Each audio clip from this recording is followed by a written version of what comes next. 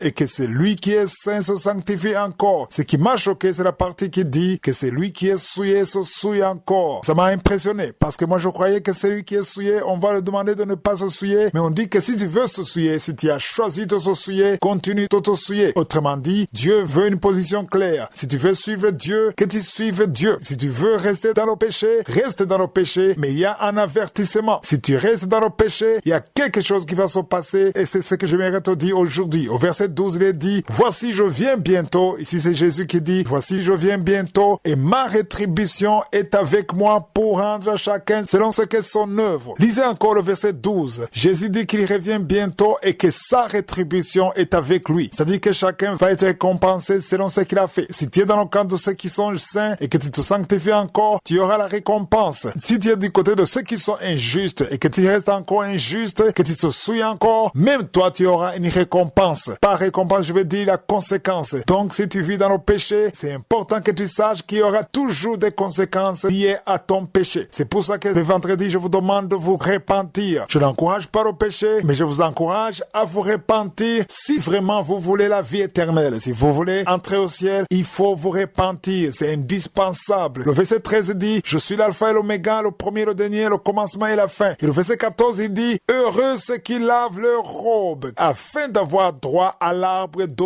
vie et d'entrer par les portes de la ville. De quelle ville on parle ici? On parle de la nouvelle Jérusalem. Jésus est allé préparer une ville qui n'est pas souillée, qui est la nouvelle Jérusalem. Et pour avoir accès à la nouvelle Jérusalem, il faut accepter Jésus dans ta vie. Il faut te repentir. Donc, ceux qui lavent leurs robes, c'est-à-dire ceux qui se purifient à travers le sang de Jésus. J'invite à tout le monde de se purifier par le sang de Jésus. Parce que si tu te purifies par le sang de Jésus, tu auras droit à la vie et tu auras accès à la porte de la ville. La porte de la ville, c'est le salut. Accepte Jésus. Toi qui vis dans le péché, toi qui vis dans les mensonges, toi qui vis comme tu veux, c'est important de te repentir, de t'humilier et d'accepter Jésus, de te détacher du péché. Parce que si tu es en train de te souiller et tu continues de te souiller, il y aura des conséquences. Il y a toujours une rétribution. Il y a une récompense pour tout ce que nous faisons. Si tu fais le bien, tu seras récompensé pour le bien. Si tu fais le mal, il y aura des conséquences à cause de ton mal, à cause du péché. Voilà ce que je voulais vous dire aujourd'hui, ce matin. J'aimerais vous encourager à choisir votre vie en sachant qu'il y aura toujours des conséquences. J'aime donner l'illustration de quelqu'un qui va dans un restaurant. Tu vas dans un restaurant, tu manges, tu es content du repas, tu es content du menu, tu commandes, il y a le serveur qui te donne tout ce que tu veux et tu es vraiment satisfait du service. Tu es satisfait du repas que tu manges dans un restaurant, mais il faut te souvenir qu'il y aura une facture. Si tu es dans un restaurant, tu ne peux pas sortir sans payer. Chaque fois que tu manges dans un restaurant, sache qu'avant de sortir, il faut payer la facture. Dans cette vie, dans ce monde, ce que nous faisons, nous sommes en train de consommer et il y aura une facture. Chacun de nous aura une facture. Il y aura une facture pour les bonnes actions que nous faisons. Il y aura aussi une facture pour les péchés. Si vous vivez dans le péché, il y aura certainement une facture. Et je te conseille d'avoir une facture qui t'amène au ciel et non pas une facture qui t'amène en enfer. Parce que si tu n'es pas avec Jésus, tu vas rater le ciel. Si tu vis dans le péché, tu ne veux pas te repentir, tu restes dans le plaisir de la chair, tu vas rater le ciel. Il y aura toujours des conséquences. Tout ce que tu fais, tu jouis de la drogue, tu jouis de la fornication, tu jouis du mensonge, tout ce que tu fais, mais il y aura une facture à régler. C'est ça que je voulais te dire ce matin. Et si tu veux vraiment recommencer à zéro, recommencer le compteur à zéro, tu peux te réconcilier avec Jésus. Tu acceptes Jésus dans ta vie, tu te mets à genoux et tu l'invites dans ta vie pour que ton nom soit écrit dans le livre de la vie. Dans cette vie, il y a beaucoup de divertissements qui risquent de nous distraire. Il y a beaucoup de choses dans cette vie. Le diable fait tout pour nous distraire. On se préoccupe des choses de la vie, de comment survivre, comment gagner de l'argent. Maintenant qu'il y a des réseaux sociaux, on passe tout le temps sur les réseaux sociaux. Il y a d'autres qui sont attachés au football, aux films, à la technologie, à l'évolution des choses et on se retrouve complètement distrait et on oublie l'essentiel. C'est important de se rappeler que Jésus va revenir pour prendre son église. Il ne faut pas oublier que tout ce que vous voyez va disparaître. Tu as peut-être une belle maison, mais cette maison disparaîtra. Tu as peut-être une belle voiture, mais cette voiture disparaîtra. Tout ce que vous voyez avec vos yeux physiques finira par disparaître. Tu n'as pas le même visage qu'il y a 10 ans ou il y a 20 ans. Si ton corps vieillit, ça dit que tout ce qui est sur la terre vieillit. Tout ce que vous voyez, les maisons que vous voyez, les montagnes que vous voyez, les plantes, les fleurs, tout vieillit et finira par disparaître un jour. Donc c'est inutile de s'attacher aux choses qui vont disparaître. Nous devons nous attacher à la parole. Attachons-nous à Jésus parce qu'il a dit qu'il va venir, il va revenir pour prendre son église. Nous sommes dans le temps de la grâce. Si aujourd'hui tu acceptes Jésus, tu te répands, quand Jésus va revenir, tu pourras monter avec les autres. Mais après l'enlèvement, ça sera trop tard. Le temps de la grâce sera fini et c'est pour cela que je prêche que c'est le meilleur moment d'accepter Jésus. Dans Matthieu 24, verset 37, Jésus a dit que ce qui arriva au temps de Noé arrivera de même à l'avènement du Fils de l'homme. Ici, Jésus parlait de lui-même. Il comparait sa venue sur la terre à ce qui est arrivé au temps de Noé. Qu'est-ce qui est arrivé au temps de Noé? L'histoire se trouve dans Genèse chapitre 7. En résumé, Dieu a révélé à Noé qu'il y aura un déluge et que tout le monde mourra et qu'il fallait construire une arche. Mais ça a pris du temps et Noé a averti tout le monde. Tout le monde le voyait construire l'arche et tout le monde se moquait de lui. Personne ne croyait en Noé. Mais quand c'est arrivé, Dieu a demandé à Noé et sa famille d'entrer dans l'arche. Et tous les animaux, toutes les espèces d'animaux sont entrés. Si vous lisez Genèse chapitre 7, verset 15, on voit qu'ils entraient dans l'arche après Noé, 2 à 2, de toute chair ayant souffle de vie. Au verset 16, il est écrit, il en entrant mâle et femelle et toute chair, comme Dieu l'avait ordonné à Noé. Puis l'Éternel ferma la porte sur lui. C'est ça qui est important. Dieu a fermé la porte. Ça dit que Dieu a laissé Noé et sa famille entrer, les animaux sont entrés et après Dieu a fermé. Ce n'est pas Noé qui a fermé, mais c'est Dieu qui a fermé. J'imagine que les gens qui sont moqués de lui ont essayé d'entrer, mais c'était pas Noé qui avait fermé, mais c'est Dieu qui avait fermé. Et il y a eu un déluge pendant 40 jours, la pluie pendant 40 jours et tout le monde est mort, sauf Noé et sa famille et les animaux qui sont entrés. Jésus essaie de nous montrer que si aujourd'hui on est en train de crier pour que les gens se repentent, beaucoup de gens écoutent mais ne veulent pas se repentir. Ils ne veulent pas se repentir pendant que nous sommes dans la période de la grâce. Mais après la grâce, les gens vont essayer mais ça sera fini. C'est le moment d'accepter Jésus. Accepter Jésus quand il est encore possible. Toi qui m'écoutes, tu es vivant. Tu ne pourras pas accepter Jésus après ta mort. C'est maintenant qu'il faut accepter Jésus. C'est maintenant qu'il faut te repentir parce qu'il y a la grâce. Il y a la grâce qui protège l'église. Quand la porte sera fermée, ce sera trop tard. Peu importe les péchés que tu as commis. Tu as peut-être tué des bébés, tu as avorté, tu as tué, tu as menti. Il y a beaucoup de choses que tu fais sous l'influence du diable. Mais aujourd'hui, tu peux te repentir. Tu peux te mettre à genoux et accepter Jésus dans ta vie. Viens tel que tu es. Jésus veut ton cœur. C'est mieux que tu viennes avant que Dieu ferme la porte. C'est important que vous compreniez qu'on n'a pas beaucoup de temps. Tu m'écoutes parce que tu es vivant. Tu ne sais pas combien de temps tu vas vivre ici. Mais après la mort, ça sera trop tard. Après la venue de Jésus, ça sera pas facile. Maintenant, c'est possible. On te demande rien. On ne te demande pas de l'argent. On te demande de te repentir et d'accepter Jésus, de te repentir et de recommencer à zéro. Et ton nom sera écrit dans le livre de la vie et tes péchés te seront pardonnés et tu seras un enfant de Dieu. Maintenant, tu es une créature de Dieu, mais tu seras un enfant de Dieu. Tu peux le faire là où tu es ou si tu veux l'assistance d'un serviteur de Dieu, tu peux appeler au plus 257 76 57 79 65. Pour ceux qui sont au Canada ou aux États-Unis, vous pouvez appeler au 613 462 93 52.